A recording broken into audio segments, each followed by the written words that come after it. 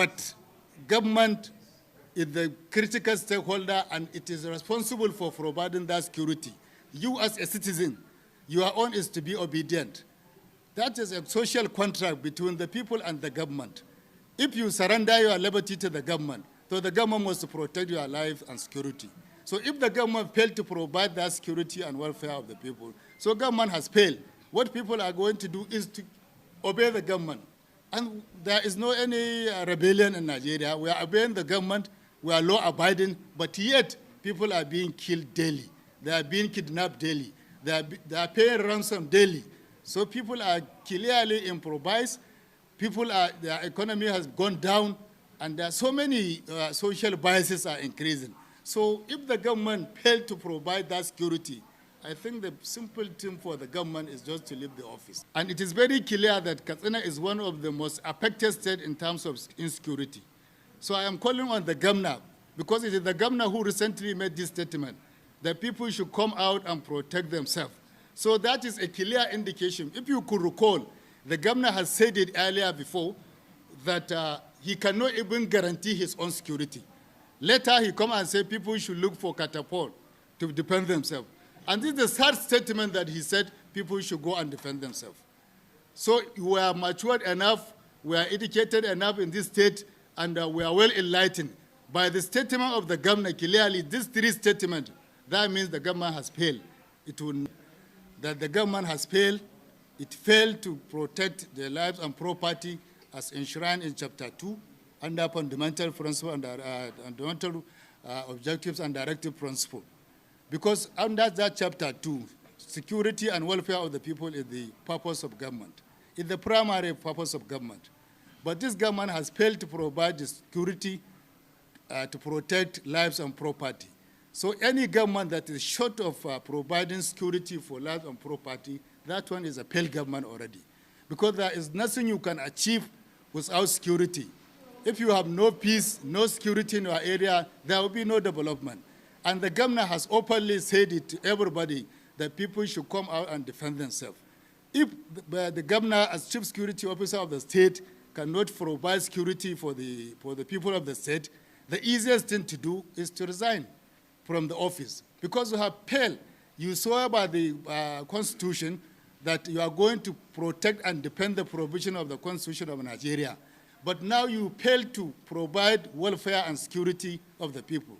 So once you fail to provide security and welfare of the people as enshrined in the Constitution, you don't have nothing to do rather than to just resign and give way for the people who can provide welfare and security of the people.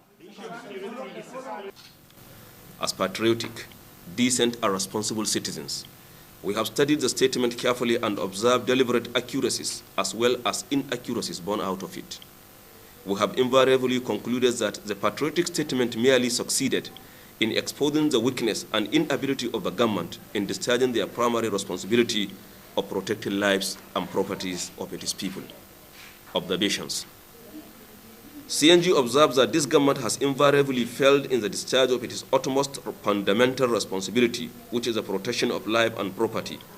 Look at from whatever prism, the administration is certainly inept at combating the threat posed by audacious crimes of banditry and kidnapping in the state. Virtually the entire state is gradually turning into a house of foro and continuing of killings, particularly in Bazari, Jibia, Dan Musa, Sapana, Kankara, Sabua, Paskari, and Andumi, among others. 2. The statement also raises the fundamental concern that the government is actually not in control and incapable of protecting lives and of innocent citizens.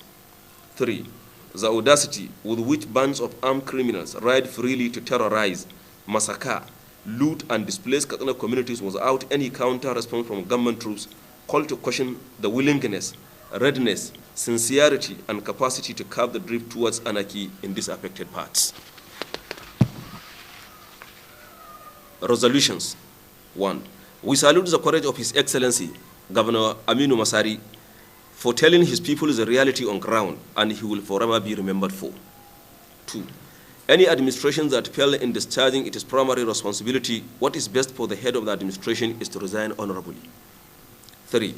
PNG resolved to shift closer its planned mega youth summit to discuss on a way forward. 4.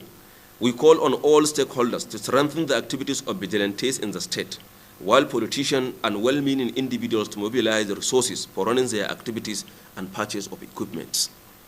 5. While we condemned the activities of informers, we equally call on all well-meaning citizens to report any suspicious move to appropriate authorities. Finally, while we salute the courage and effort of some of our patriotic security agents, we equally implore them to continue their good work, as what they are doing is a service to humanity, and service to humanity is a service to God. Conclusion. Finally, we consider this single act by His Excellency as a laudable effort that proves beyond any iota of doubt that the people of Katsina State has been abandoned by an administration that represents a citadel of poor governance, indifference, and insensitivity at the mercy of a rampaging insurgency, regular bandit attacks on communities, and daily kidnappings for ransom, and there is no hope for a better tomorrow. Thank you very much.